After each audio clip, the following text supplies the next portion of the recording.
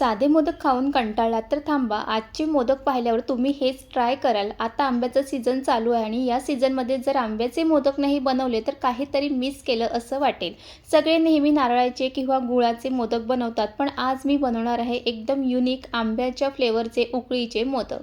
आंबा, नारळ आणि गुळाची अशी भन्नाट कॉम्बिनेशन आहे की घरातले सगळे रिपीट मागतील. आणि हे मोदक इतके सॉफ्ट ज्युसी बनून तयार होते की एक खाल्ल्यावर दुसरा तिसरा सुद्धा खाल्ला जातो. आणि एक महत्त्वाचं म्हणजे हे बनवायला खूप अवघडही नाही आणि घरात आंबे असतील तर ही रेसिपी स्किप करू नका.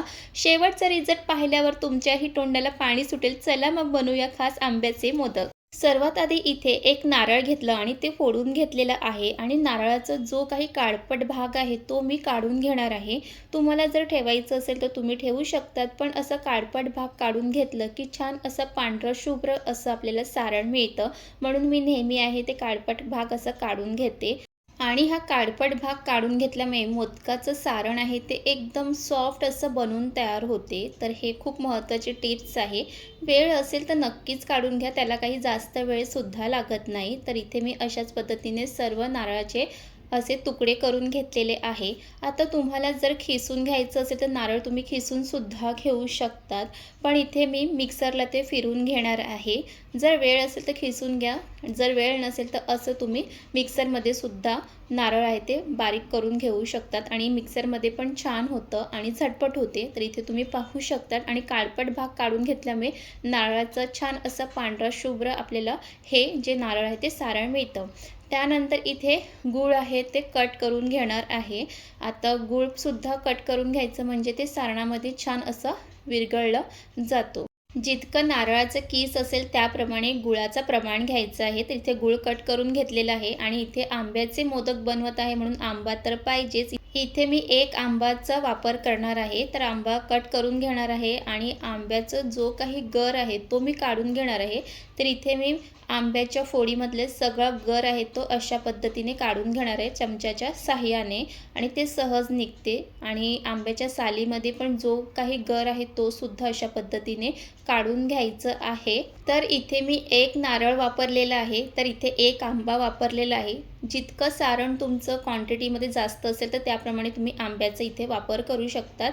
तर इथे सर्व आंब्यातला गर काढून घेतला आणि असं आंब्याचा रस आहे ते मिक्सरला एकदा फिरून घेतलेलं आहे. पाणी अजिबात घालायचं नाही, असं जाडसर असं हे आंब्याचा रस असला पाहिजे. तर इथे गूळ, आंब्याचा रस आणि नारळ हे सगळे इथे तयार आहे. त्यानंतर मोदक बनवण्याची महत्त्वाची स्टेप म्हणजे उकळ काढणे. इथे पातेलं ठेवलेलं आहे आणि ज्या मिक्सरच्या भांड्यामध्ये आंब्याचा रस फिरवून घेतलं त्यामध्ये पाणी घातलं होतं, ते पाणी घातलंय, त्यात चवीप्रमाणे मीठ घातलंय, तूपसुद्धा घालून घेतलेलं आहे आणि जे आंब्याचं गर होतं मिक्सरला फिरवून घेतलेलं ते सुद्धा ह्यामध्ये घातलेलं आहे.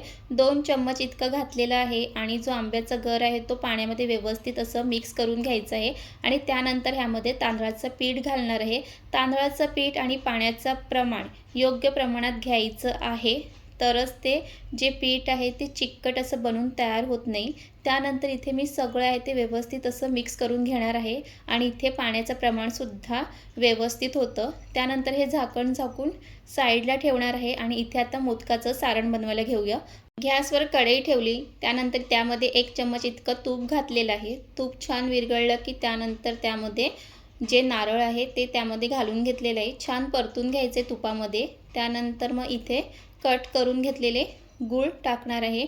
गूळसुद्धा नारळामध्ये छान असं मिक्स करून घ्यायचं आहे आणि नारळमध्ये गूळ आहे ते व्यवस्थित विरघळेपर्यंत ते मिक्स करत राहायचं आहे. आणि त्यानंतर जो आंब्याचा गर आहे तो त्यामध्ये घालून घेणार आहे आणि या आंब्याच्या गरामध्ये अजिबात पाण्याचा वापर करायचा नाही आहे.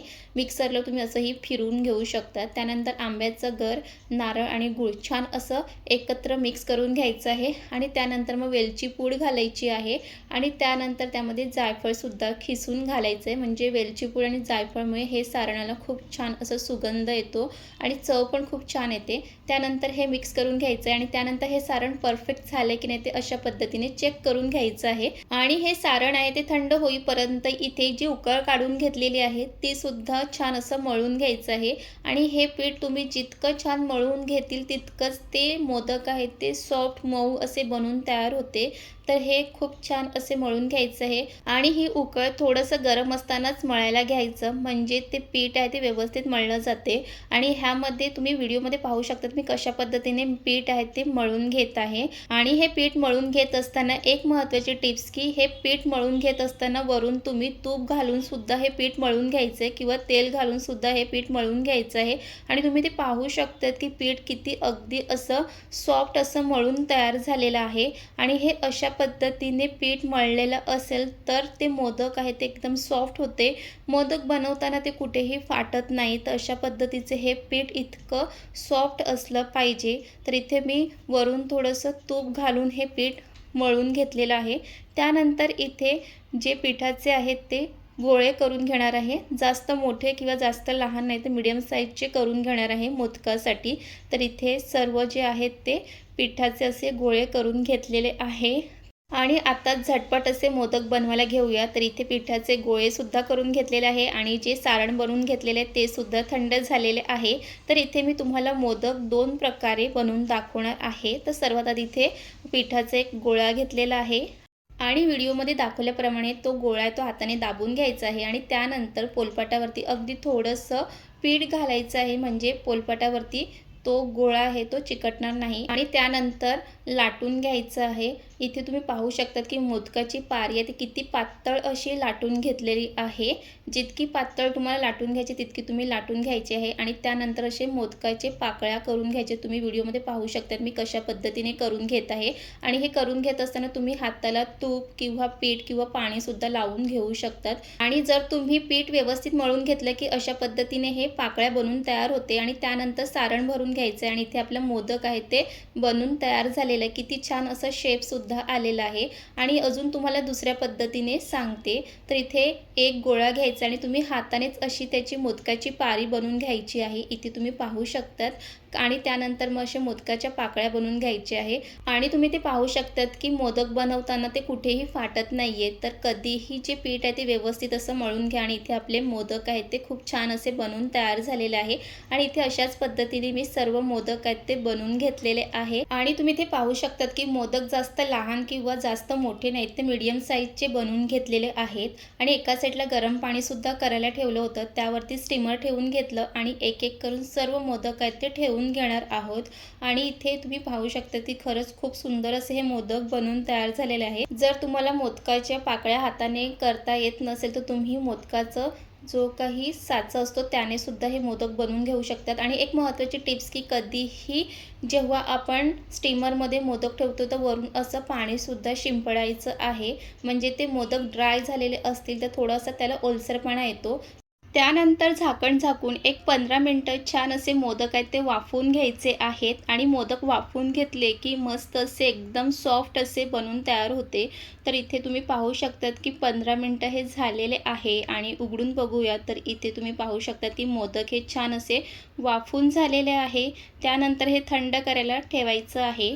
त्यानंतर इथे हे मोदक आहेत ते थंड झालेले आहे आणि त्यानंतर आता एका प्लेटमध्ये काढून घेणार आहोत। गरम असताना काढायला जायचं नाही, थंड झालं की ते सहज निघतं। आणि तयार आहेत आपले सॉफ्ट ज्युसी आंब्याचे मोदक। रेसिपी खूपच सोपी आहे आणि हे आंब्याचे मोदक तर खायला खूप चवीला भारी लागतं। नेहमी आपण एकाच पद्धतीने मोदक खात असतो, पण आंब्याचं सीझन चालू आहे तर हे आंब्याचे मोदक तर नक्कीच ट्राय केले पाहिजे। आणि तुम्ही सुद्धा जर आंब्याचे मोदक खाल्ले असतील तर नक्कीच कमेंट करून सांगा। आणि या मोदकामध्ये आंब्याचा वापर केल्यामुळे हे खाताना इतका छान असा फ्लेवर येतो आंब्याचा, म्हणून नक्की ट्राय करा। आणि रेसिपी आवडली असेल तर लाईक करा, कमेंट करा, शेअर करा आणि अशा रेसिपीसाठी आपल्या चॅनलला नक्कीच सबस्क्राईब करा। पुन्हा भेटूया नवीन रेसिपीसोबत, तिथपर्यंत मस्त खा, मस्त राहा, बाय बाय।